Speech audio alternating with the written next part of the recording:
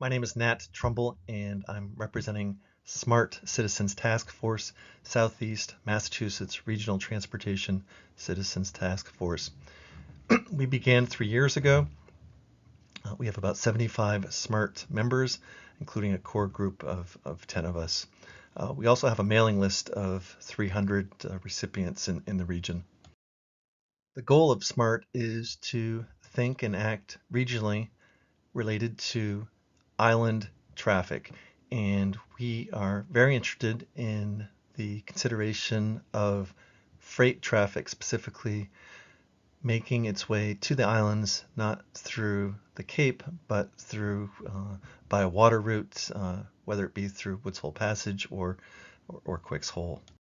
One of the key data sets with which we've been dealing is the ongoing march of an increase in freight traffic to the islands.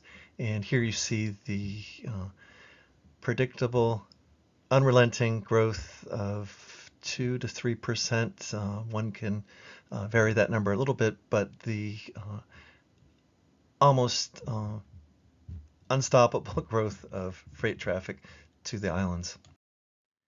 The impacts of this incredible freight growth to the islands has been the number of trucks that are now transiting through Falmouth on a daily basis, and I would add to that the towns of Bourne, Sandwich, Hyannis.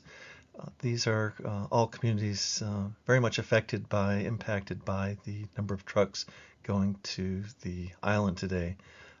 These trucks are also tying up our bridges further, our two functionally obsolete bridges, and much more locally, we know about the problems at the Palmer Ave intersection and the almost round-the-clock gridlock that not only vineyard traffic, but aggravated by vineyard traffic causes. One of our goals has been to understand how freight today moves to the islands, and one of our findings is that 80% of all freight going to the islands goes right by New Bedford and on 195, and in the case of fuel, this is actually 100% of the fuel from Warwick, Rhode Island that then goes to the islands. There are considerations of price, especially for vineyard consumers, and we do believe that one of our goals is to explain to vineyard residents that different routing will not necessarily result in higher costs for them.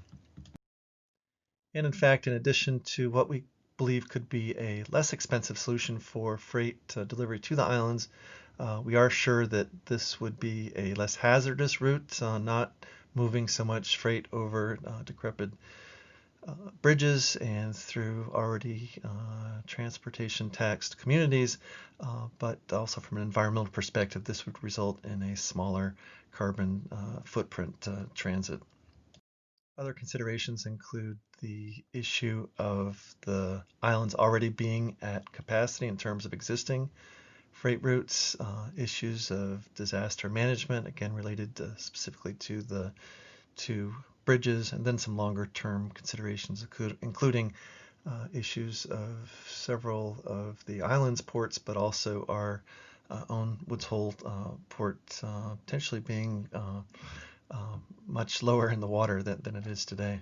Here's a list of documents that we have especially worked with and would consider key to studying any of these issues.